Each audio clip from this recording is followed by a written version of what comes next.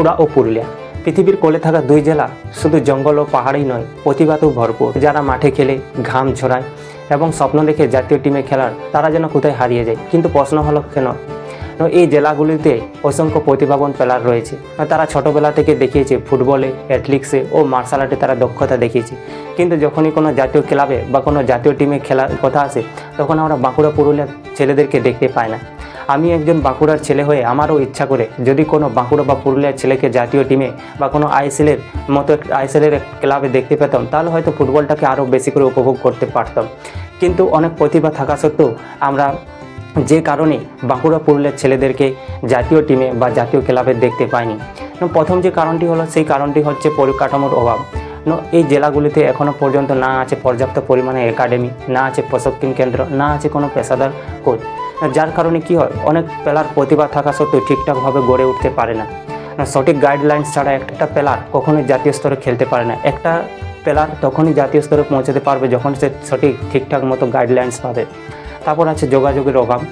অনেক সময় কি হয়, কলকাতা, মুম্বাই ও দিল্লির মতো প্লেয়াররা বা খেলোয়াড়দের অনেক সময় তারা জানে যে কোথায় ট্রায়াল দিতে হবে এবং তারা জানে যারা স্কাউট করে, ক্লাবের স্কাউট করে, তাদেরকে চেনে।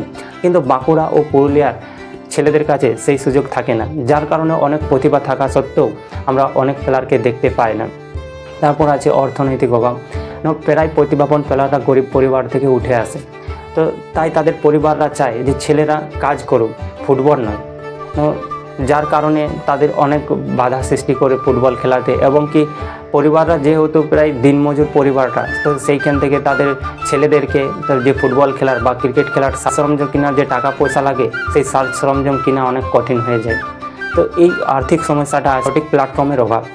আমাদের বাঁকুড়া পুরুলিয়াতে এখনও সেইরকম লিগ হয়নি, শুধু জেলা স্তরের লিগগুলো আছে। অনেক সময় কি হয় না, জেলা স্তরের লিগগুলোতে অনেক প্রতিভাবান প্লেয়াররা নিজেদেরকে তুলে ধরতে পারে না, যার কারণে যে বড় বড় ক্লাবগুলো আছে তাদের চোখে পড়ে না।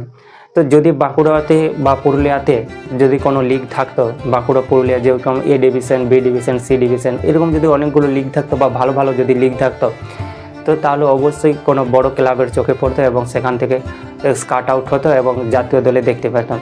তারপর আছে মাধ্যমিক স্তর। স্থানীয় প্রশাসন ও রাজ্য স্তরে এই জেলাগুলিকে কখনোই খেলাধুলার দিক থেকে সঠিক গাইডলাইন্স করে না। কিন্তু এত সবের পরেও বাঁকুড়া পুরুলিয়া থেকে অনেক প্রতিভাবান প্লেয়ার উঠে আসছে। যেমন আমরা দেখেছি বিপ্লব ওরাও, সুব্রত হেমব্রম এবং সুপ্রকাশ রায়কে। তাদের জাতীয় স্তরে পৌঁছানোর জন্য কী রয়েছে, অনেক জেদ এবং পরিশ্রম, সঠিক সময় সঠিক টুর্নামেন্ট খেলা এবং স্থানীয় কোচ বা সমাজকর্মীর সাহায্য। এই ধরনের ছেলেরা প্রমাণ করে যে আমাদের বাঁকুড়া পুরুলিয়াতে কোনো প্রতিভাবান প্লেয়ারের অভাব নেই, অভাব আছে শুধু সুযোগ, সাপোর্ট ও কাঠামোগত উন্নয়ন। আপনি যদি এই ভিডিওটি দেখছেন, তাহলে অবশ্যই এই প্রবলেমগুলো শেয়ার করুন। হয়তো আপনার একটি শেয়ার অনেক মানুষের মোড় ঘুরিয়ে দিতে পারে। তো সবশেষে একটা কথাই বলবো, বাঁকুড়া পুরুলিয়াতে ট্যালেন্টের কোনো অভাব নেই, অভাব আছে শুধু সুযোগ, সাপোর্ট ও কাঠামোগত উন্নয়ন।